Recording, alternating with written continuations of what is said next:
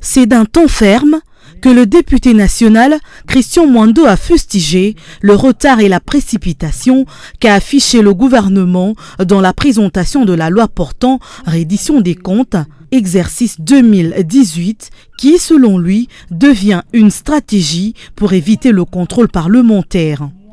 L'élu de Moba dénonce également le détournement de 650 millions de dollars par le gouvernement sortant. Il y a eu un détournement par le gouvernement sortant des crédits de 650 millions de dollars.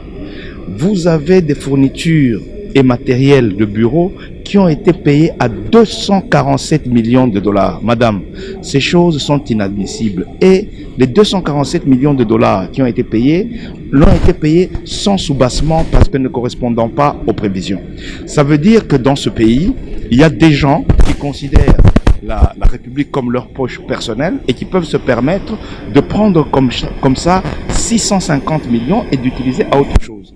Et je pense que cela n'est pas acceptable.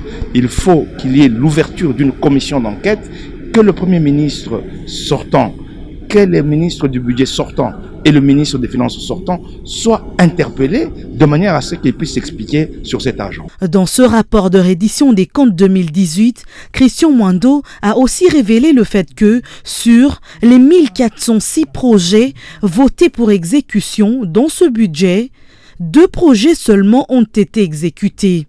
Voilà pourquoi il rappelle le fait que le ministre des Finances ait omis de leur transmettre le compte général du Trésor, qui du reste est une obligation. Et le ministre a l'obligation de nous transférer avec la reddition des comptes le compte général du Trésor, c'est-à-dire toutes les opérations qui ont été faites par la Banque centrale, de manière à nous permettre de comparer ce qui est déclaré comme paiement et ce qui est vraiment sorti du Trésor public.